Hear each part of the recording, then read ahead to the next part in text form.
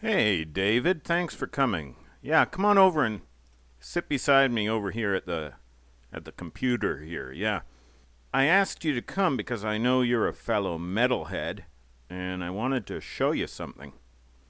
Hiroshima Prefecture keeps a castle database. It's public. My city alone, Fukuyama, has 50 castle ruins. Some are small. Here's one. See it? Here.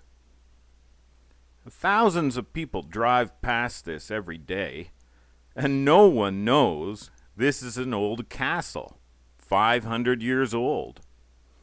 It was a pirate castle. Pirate or privateer, depends on your point of view. It was taken over by the Shinto guys, and it's a shrine now, but it's a castle.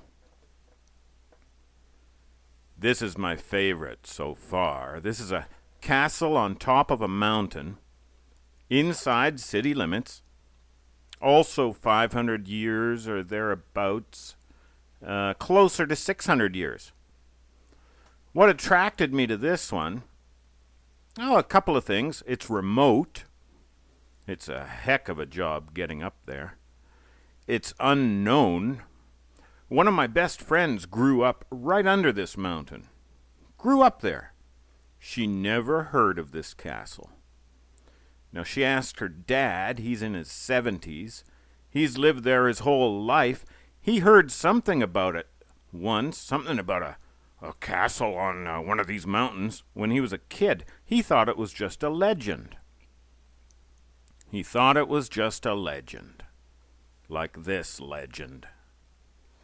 It's unbothered. The Buddhists and the Shintos haven't built on it. No one has built on it. And 2 battles were fought there. Perfect place to metal detect. So this is the castle plan.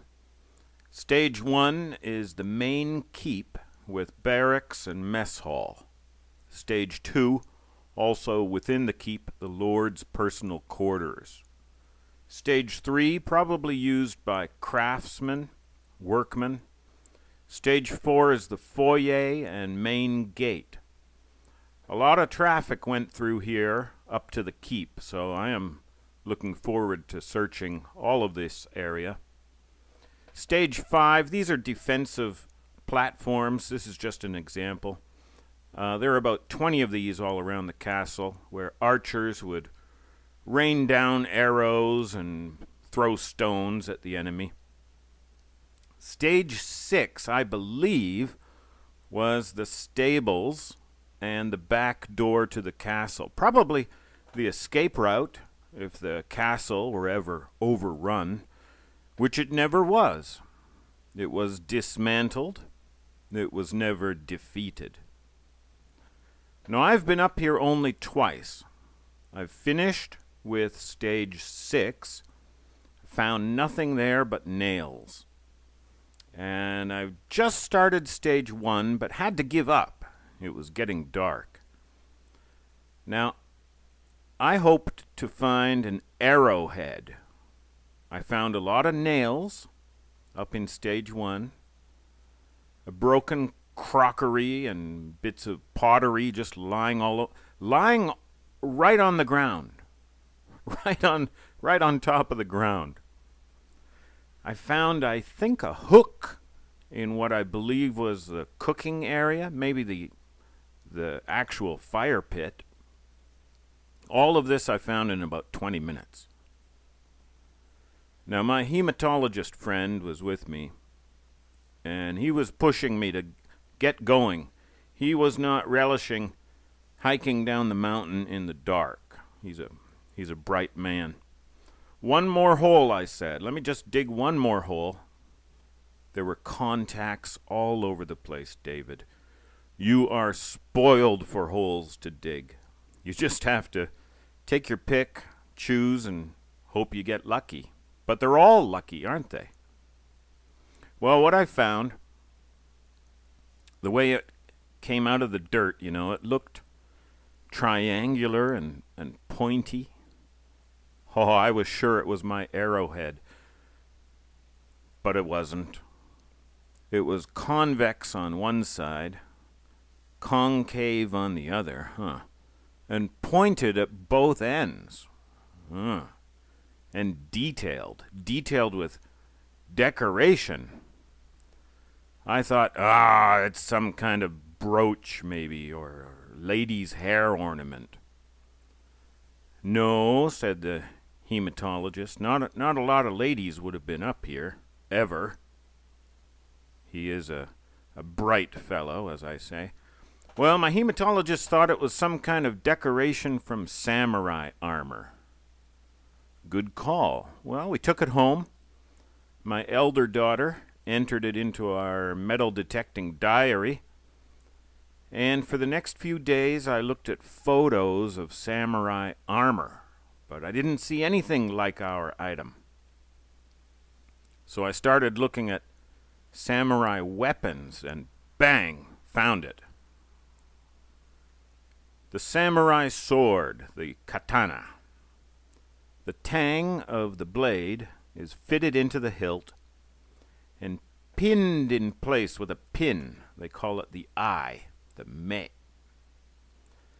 Now the samurai decided that the pin, it wasn't pretty.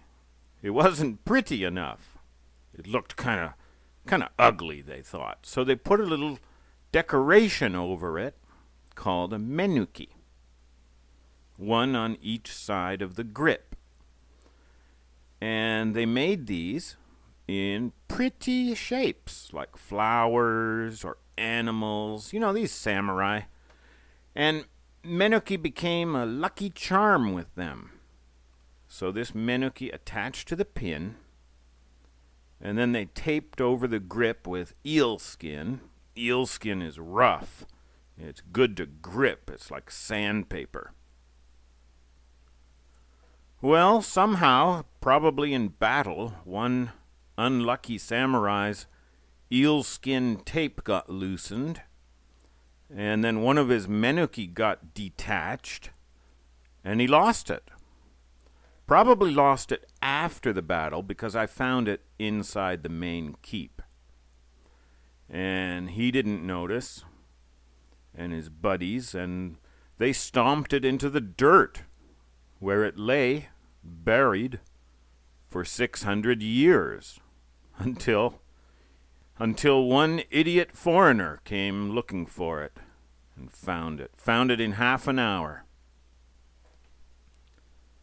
Now there are a lot of samurai fans in this country, samurai geeks, who would kill to have the lucky charm off a real samurai sword. And nobody has this. Nobody found it in 600 years. Why? Because no one looked. So what is the application of this story to this? Some people might think it's a little quixotic to go looking for a body buried somewhere. Well, maybe it is. But this little friend reminds me that whoever is not looking is definitely not going to find it. And that's a guarantee. So is it better to be looking or not looking if you want to find this body? I want to find this body. And these photos are decades old. No one got to see them. Why? Because no one asked. They were being kept in some guy's closet, not a vault. That guy just didn't know what to do with them. As soon as someone asked to see them, sure, out they came. Just as soon as someone asked the right guy. I don't believe in lucky charms. I believe in God and God's providence. If God wants us to find this body, we'll find it. If not, not. He'll teach us a lot of good lessons along the way, either way. He always does. Now, Mark the Cat, my friend, brings up an excellent point. Let me read it to you out of the old mailbag. He writes,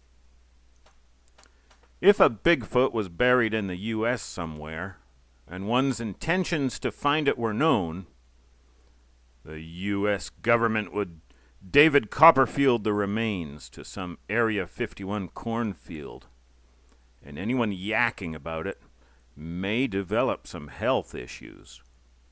How many giants did the Smithsonian disappear, and exactly why? Your quest may be better kept hidden.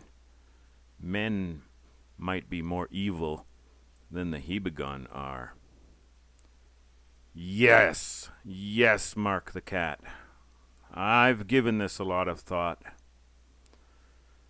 We here at Team Hibagon, we are the good guys, but this is a public platform. Bad guys might be listening.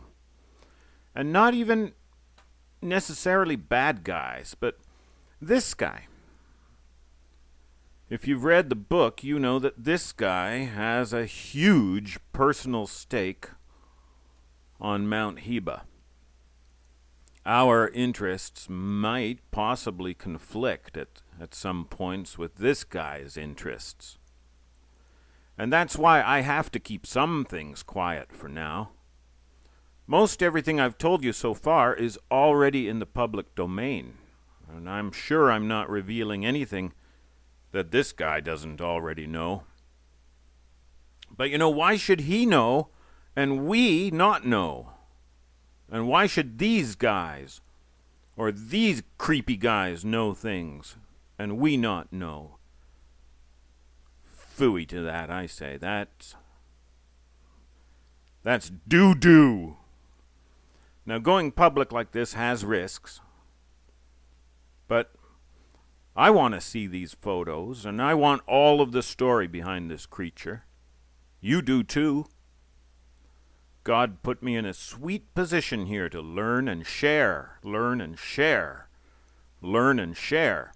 And if these things are taking people, and I do nothing about it, woe to me.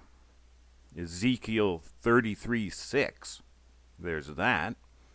Good guys have to do what good guys have to do, and bad guys maybe have to do what bad guys do. They can kill me, if God lets them. Satan needed permission to go against Job. We'll see, but I'm sick of creeps like these knowing everything, and we can't know anything. We just get fed lie after lie after lie. It's not the world I want to leave my daughters. Stuff that turkey. Anyway, I can't do this by myself. I need help. If you can help with funding, please do. I'll be announcing a donation drive soon. If you don't have money, welcome to my world. You can help with ideas. Help point me in the right direction. You help with your encouragement. I'm kind of scared going in looking for literal monsters that rip your intestines out your derriere, and maybe going up against this guy.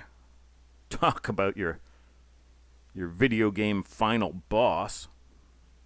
So Mark the Cat is very kind to care about my safety, and his point is true. And he brings it up out of love. I know that, Mark the Cat. Thank you. But it's too late now. You can't put a Hibagon back in its box. And you can't put Team Hibagon back in its box. Not short of putting me in a pine box. But you would have to take that up with the Creator. Yeah, you tell him, Kyle, that goes for me too. Stick it to the man. Now, thank you, David, and thank you, Mark the Cat. And thank you, everybody, for your interest and your concern and your encouragement. We have 100 subscribers now. That's great. That's a lot of people. And I'm not really strong on birthdays and anniversaries and things like that. My wife will vouch for me there.